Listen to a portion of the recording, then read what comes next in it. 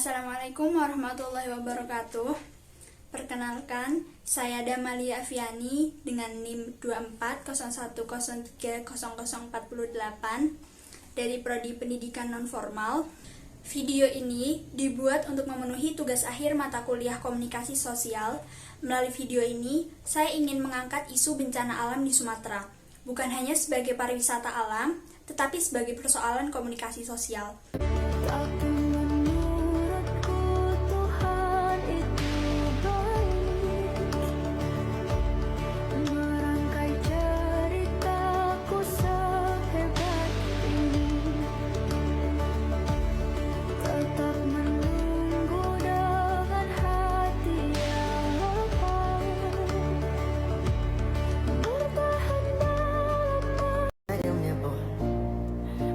Жить все обиды тая, уходи, за собой закрой. Сколько бы я ни просил, но ты же знала, что меня теряла. Я босиком по стеклам бегал так упрямо. Если бы не твой милый голосок, я бы упал, сделав последний вздох. И звезды между падали, как будто до меня. Я каждый раз загадывал тебя не потерять, но больше не могу, я просто мучаю себя. Setiap tahun, kita melihat Sumatera dilanda banjir, longsor, jalan terputus, hingga rumah yang hanyut terbawa arus. Dan hampir selalu kita menyimpulkan ini karena alam sedang marah. Namun, benarkah hanya itu penyebabnya? Jika kita jujur, masalah terbesar Sumatera bukan semata-mata bencana alamnya, melainkan komunikasi resiko yang belum berjalan dengan baik. Video ini, saya ingin menyampaikan satu posisi yang tegas. Bencana di Sumatera yang terus berulang bukan hanya disebabkan oleh faktor alam, tetapi juga oleh sistem komunikasi resiko, baik dari pemerintah, media, maupun masyarakat yang belum berfungsi secara optimal. Pertama, edukasi resiko di banyak wilayah Sumatera masih sangat minim. BNPB setiap tahun merilis indeks ketahanan daerah, dan banyak kabupaten di Sumatera masih berada pada kategori rendah. Dalam hal ini, kesiapsiagaan bencana artinya masyarakat belum memahami tanda-tanda awal longsor, belum mengetahui jalur evakuasi, dan belum terbiasa mengikuti simulasi bencana. Padahal, menurut Risk Communication Theory, komunikasi resiko harus dilakukan secara proaktif, berkelanjutan, dan mudah dipahami oleh masyarakat umum. Sayangnya, edukasi baru ramai setelah bencana terjadi. Korban ya, skala korban, kemudian juga kesulitan akses, ya rekan-rekan media bisa bandingkan aja dengan yang kejadian sekarang ini. Ya. Memang kemarin kelihatannya mencekam ya, karena kan berseliweran di media sosial, nggak bisa ketemu apa, tapi begitu sampai ke sini sekarang, begitu rekan media tadi hadir di lokasi, kemudian tidak hujan, nah, coba di Sumatera Utara yang kemarin kelihatannya mencekam kan sekarang yang menjadi hal yang sangat serius tinggal tapanul di tengah. Menariknya, Kepala BNPB Letjen TNI Suharyanto pernah menyampaikan bahwa banjir dan longsor di Sumatera hanya mencekam di media sosial karena kondisi lapangan sebenarnya tidak sebesar apa yang diviralkan. Pernyataan ini memang bertujuan agar masyarakat tidak panik. Namun, ini menunjukkan satu hal penting, adanya kesenjangan komunikasi antara informasi di lapangan dan narasi yang beredar luas. Kesenjangan semacam ini berpotensi menimbulkan kepanikan, hoax, dan misinformasi. Kedua, peringatan dini dari BMKG seringkali tidak dipahami dengan tepat oleh masyarakat. Masih banyak warga yang beraktivitas seperti biasa karena mereka tidak memahami perbedaan antara istilah siaga, waspada, dan juga awas. Selain itu, beberapa daerah rawan bahkan belum memiliki pengeras suara, sirine, atau sistem peringatan berbasis komunitas. Ini menunjukkan persoalan framing. Menurut framing teori, Edman, cara pemerintah menyampaikan pesan tidak selalu sejalan dengan cara masyarakat menafsirkannya. Ketika pemerintah menyatakan waspada, maksudnya adalah kondisi serius. Namun, sebagian masyarakat menanggapinya sebagai hujan seperti biasa. Ketiga, media di Indonesia kerap membingkai bencana secara sensasional. Judul-judulnya berita sering diwarnai dengan nada dramatis. Permasalahannya bukan hanya pada dramatisasi itu sendiri, melainkan pada fokus pemberitaan yang lebih menonjolkan kerusakan pada korban, bukan edukasi mitigasi. Disinilah agenda setting teori berperan. Media menentukan apa yang dianggap penting oleh publik.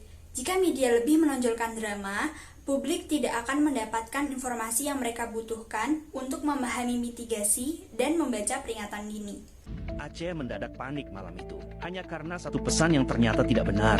Usai gempa, beredar kabar air laut naik. Pesan itu menjalar cepat ke grup WhatsApp. Banyak warga langsung lari ke dataran tinggi. Takut tsunami, situasinya mencekam, dan ketakutan menyebar lebih cepat dari informasi resmi. Pagi ini, Polres Simeulu mengamankan 5 penyebar hoaks, Zeta, AM, AR, MZ, dan HF. Merekalah yang memicu kepanikan massal melalui pesan yang belum terverifikasi. Polisi menegaskan, tindakan seperti ini tidak bisa dibiarkan, apalagi di tengah situasi darurat. Setelah kasus ini terungkap, jangan sampai muncul hoaks-hoaks baru yang merugikan warga. Di masa darurat seperti ini, satu informasi salah bisa mengancam keselamatan. Keempat, hoaks terkait bencana menyebar jauh lebih cepat dibanding klarifikasi resmi.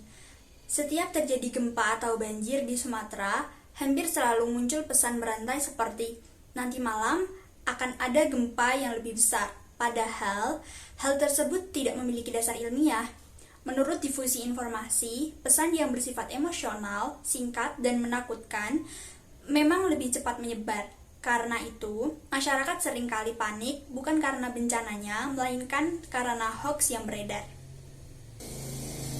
Lalu, apa solusi yang bisa dilakukan?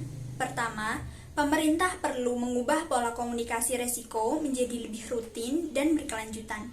Edukasi mitigasi seharusnya diberikan sepanjang tahun, bukan hanya ketika bencana sedang berlangsung. Kedua, media perlu memperbaiki framing pemberitaan.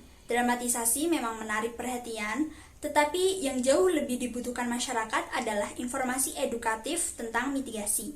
Ketiga, masyarakat perlu terlibat aktif dengan cara memverifikasi informasi sebelum membagikannya. Karena seringkali kerusakan tersebar bukan disebabkan oleh bencana, melainkan oleh kepanikan akibat informasi yang salah. Pertanyaan yang perlu kita ajukan bukan lagi mengapa Sumatera selalu dilanda bencana, melainkan mengapa komunikasi resikonya belum diperbaiki secara serius dan berkelanjutan. Alam memang memiliki siklusnya sendiri, dan tidak semua bencana dapat kita hindari.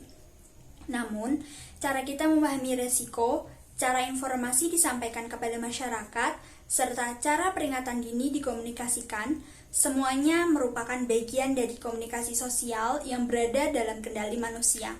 Dalam konteks ini, bencana tidak hanya menimbulkan kerusakan fisik, tetapi juga menunjukkan lemahnya sistem komunikasi resiko ketika informasi datang terlambat, tidak jelas, atau bahkan disalahpahami. Ketika pesan tidak disampaikan dengan tepat, masyarakat menjadi tidak siap, mudah panik, dan rentan terhadap informasi yang keliru. Karena itu, peran pemerintah dalam menyampaikan peringatan secara jelas dan mudah dipahami menjadi sangat penting. Media juga memiliki tanggung jawab besar untuk tidak hanya menampilkan dampak dan korban, tetapi juga memberikan ruang bagi edukasi mitigasi dan kesiapsiagaan bencana. Di sisi lain, masyarakat perlu meningkatkan sikap kritis dalam menerima dan menyebarkan informasi, terutama di tengah cepatnya arus informasi di media sosial. Jika kita tinggal di wilayah rawan bencana, langkah sederhana seperti mengenali jalur evakuasi, titik kumpul, dan nomor darurat merupakan bentuk kesiapsiagaan yang nyata dan sangat berarti. Begitu pula dengan kebiasaan memverifikasi informasi sebelum membagikannya kepada orang lain, karena satu informasi yang keliru dapat memicu kepanikan yang luas. Melalui kajian ini, dapat disimpulkan bahwa perbaikan komunikasi resiko bukan hanya persoalan teknis, tetapi juga persoalan sosial yang melibatkan banyak pihak. Komunikasi yang benar, tepat waktu, dan bertanggung jawab tidak hanya mencegah kepanikan, tetapi juga berperan dalam menyelamatkan nyawa dan mengurangi dampak bencana. Oleh karena itu, membangun komunikasi sosial yang lebih baik dalam konteks kebencanaan merupakan tanggung jawab bersama pemerintah, media, dan masyarakat. Karena pada akhirnya, Bencana memang tidak selalu dapat dicegah, tetapi dampaknya dapat dikurangi melalui komunikasi yang lebih efektif dan berkesinambungan. Terima kasih telah menyimak video ini. Semoga kajian ini dapat memberikan pemahaman dan refleksi bersama tentang pentingnya komunikasi sosial dalam menghadapi bencana. Wassalamualaikum warahmatullahi wabarakatuh.